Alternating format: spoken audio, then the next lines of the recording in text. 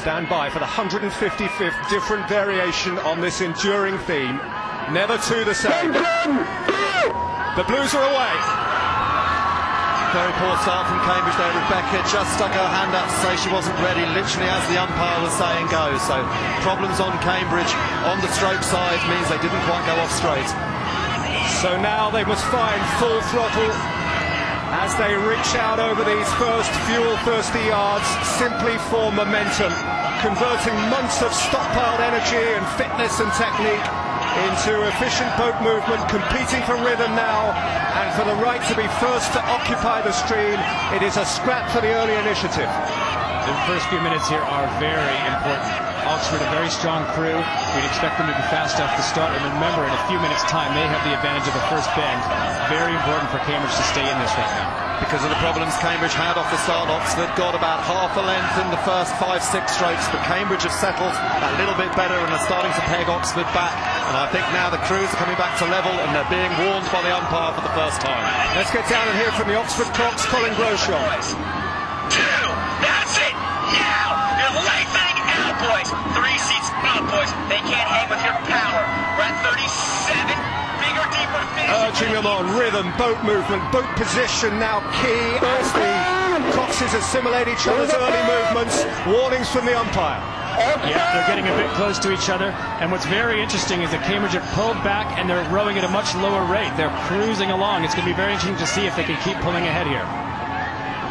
Oxford Cox was calling for more length. Yeah, we've had that first minute where the stroke rates are high, they're getting lots of strokes in, and now they're looking for the length and rhythm, which is going to carry them over the next 17 minutes of this race. I would say it's Cambridge at the moment that have settled a bit better, and Oxford, yeah, they're powerful, but they're slightly misfiring.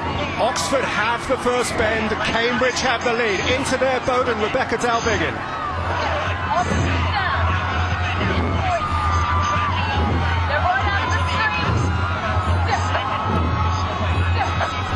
First major bend is immediately upon us as the Fulham wall swings round towards Craven Cottage.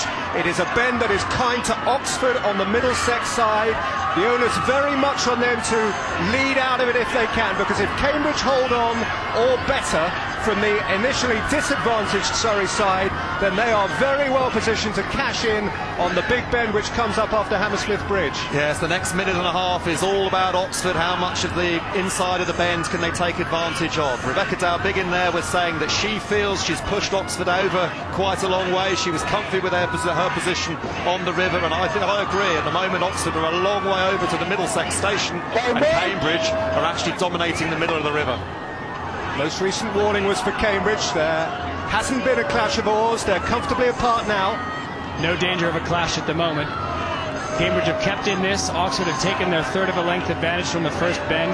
Now, what's going to happen from now to Hammersmith? Can Cambridge stay in it and then take advantage of their bend?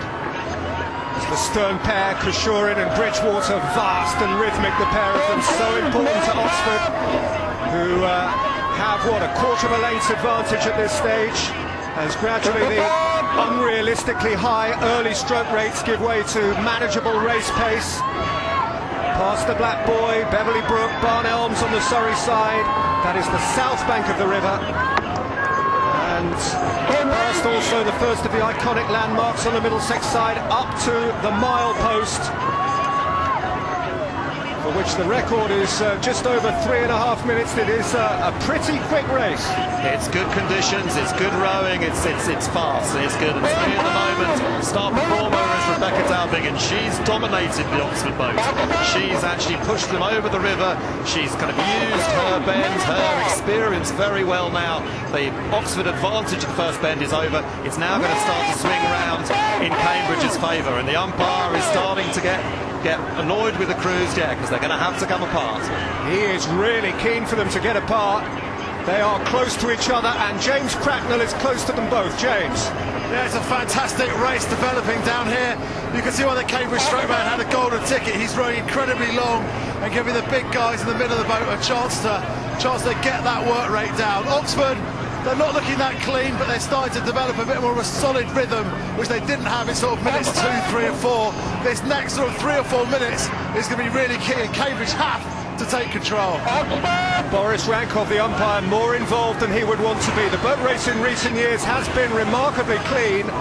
It's 5 years now since the last notable clash at around about this point in the river, 2004. More than the first mile gone, a point at which to calculate. Wait. We've just seen a straight stretch of rowing where we got a good sense of which crew is the faster, and you saw Cambridge came from about half a length down to level, maybe even just leading a bit.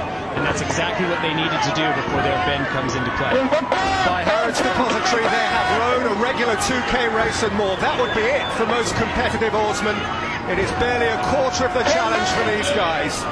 Still 3 miles left, and this now is the most important stretch of straight in the contest. Along Crabtree Reach, where position ahead of Hammersmith Bridge becomes key. Look how close they are. To achieve a clear water lead before the pivotal point is utopian for either side.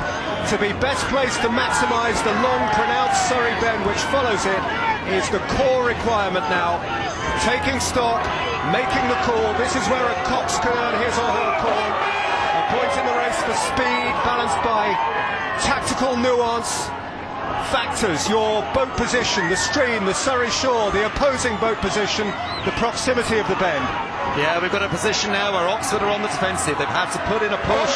They're pushing hard now, trying to get that distance back on Cambridge, because at the moment I'm very impressed with Cambridge. They've got the length, they've got the rhythm, they've got a cox that's dominating the steering, and Oxford are having to be aggressive.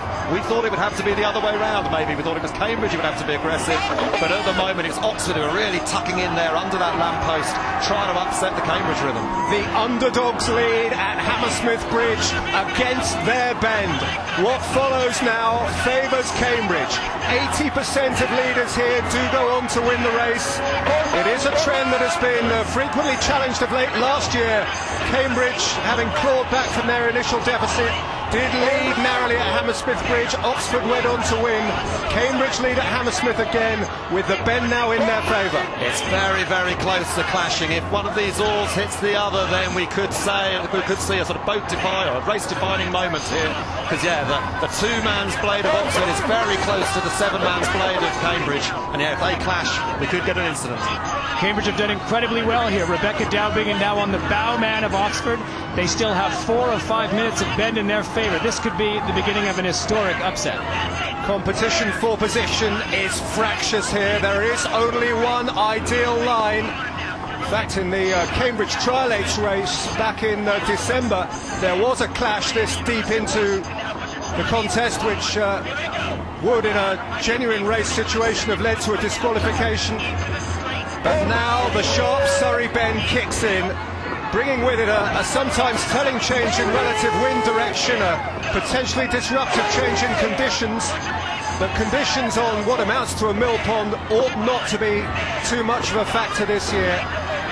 Every card is now stacked in favour of the Surrey side, which often contrarily acts as an impetus to bend. Yeah, Oxford are pushing hard. They're not letting Cambridge have the water. They're fighting back, maybe starting to inch back again.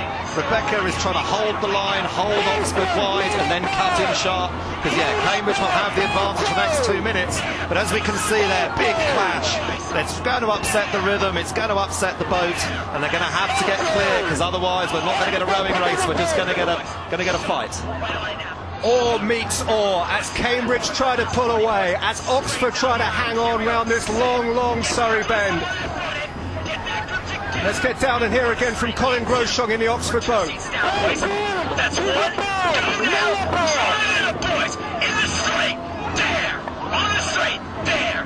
Here comes He is imploring them, and they are responding. Oxford, I think, have recovered a seat or two here, and we have a wonderful race, around past St Paul's School, and the beers and the cheers of that delicious row of Hammersmith pubs. They reach the 2 mile mark and beyond, and upcoming next to Chittergate. Oxford have seen the danger, they've responded. You heard Colin Groshong calling for a major push. Their stroke rate went up to 38, 39 strokes per minute, while Cambridge was sagging down on 34 and 33 now. We may have seen Cambridge's best effort already. Let's get into the Cambridge boat now and see how Rebecca Dowbingen is responding.